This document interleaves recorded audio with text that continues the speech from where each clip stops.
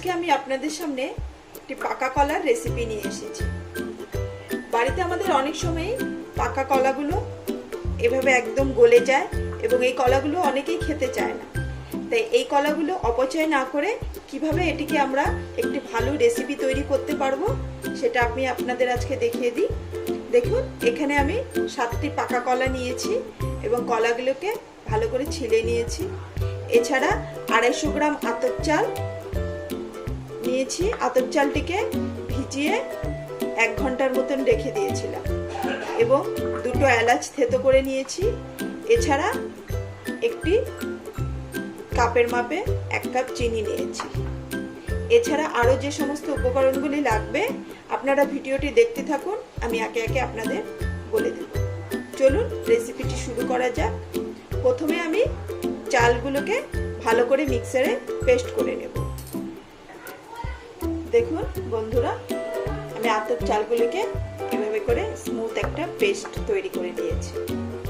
এবারে আমি যে কলাগুলো আছে এই কলাগুলোকেও মিক্সারে দিয়ে ভালো করে পিষে নেব এবং এর মধ্যে যে চিনিটা ছিল এই চিনিটাও পুরোটা অ্যাড করে দেব।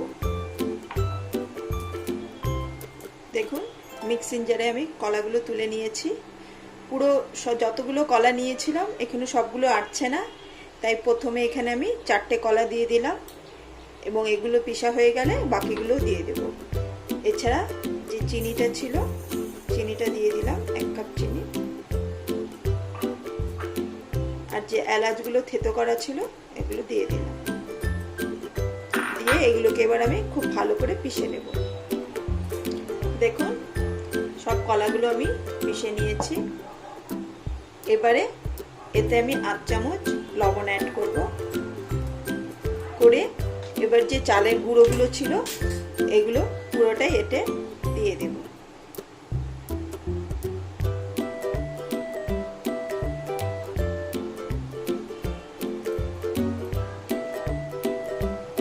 দিয়ে এটা ভালো করে হাত দিয়ে মেখে নেব। এতে আর কোনো জল অ্যাড করব না।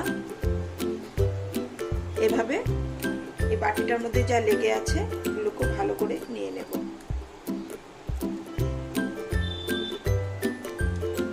দেখুন, কলাগুলো আর চালের গুঁড়ো পেস্টটা পুরোটাই ভালো করে মিশে গেছে। এবার এটাকে আমি 5 মিনিটের মতন এভাবে রেখে দেব এবং ততক্ষণে আমি কড়াই বসিয়ে গরম হতে দেব। দেখুন বন্ধুরা, ওভেনটি অন করে আমি একটি কড়াই বসিয়ে দিয়েছি এবং কড়াইয়ে বেশ খানিকটা রিফাইন অয়েল দিয়েছি এবং তেলটা প্রায় গরমই হয়ে গেছে। তাই ওভেনটিকে এভাবে আমি মিডিয়াম ফ্লেমে করে দিলাম। দিয়ে এবার একে একে আমি বড়াগুলো দিয়ে দেব।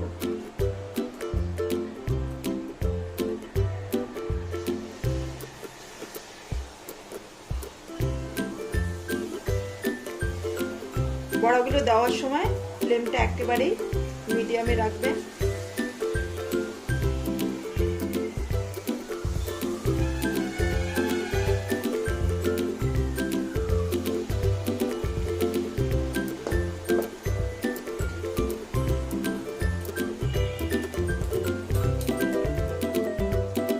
দেখুন, বড়াগুলোকে আমি পাল্টে দিয়েছি।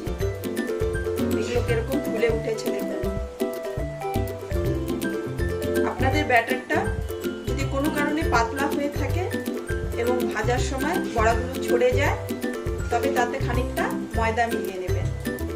ময়দা মিলিয়ে নিলে তবে ব্যাটারটা ঠিক হয়ে যাবে। এভাবে করে পাত্রে আমি এগুলোকে উঠিয়ে নেব।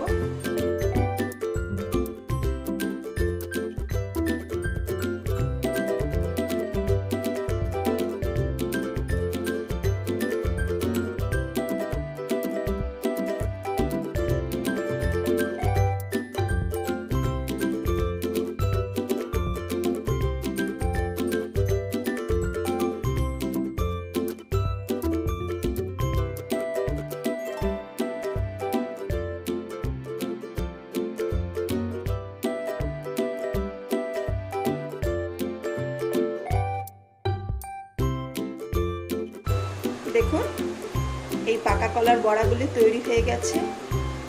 আমি এখানে আপনারা দেখেছেন 7টা পাকা কলা নিয়েছিলাম এবং এর কতগুলো বড়া হয়েছে দেখুন।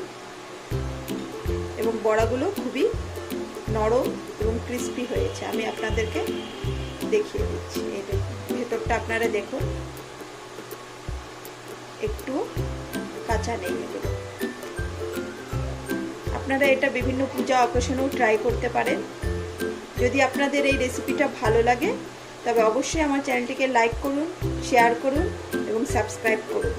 এছাড়া নতুন যারা ভিউয়ার তাদের কাছে আমার অনুরোধ রইল তারা আমার চ্যানেলটিকে সাবস্ক্রাইব করুন, যাতে আমি নতুন নতুন রেসিপিগুলো আপনাদের কাছে সবার প্রথমে পৌঁছে দিতে পারি। আজকে এখানেই ইতি, আবার আসবো একটি নতুন রেসিপির সাথে। ওকে, বাই, ভালো থাকুন, সুস্থ থাকুন।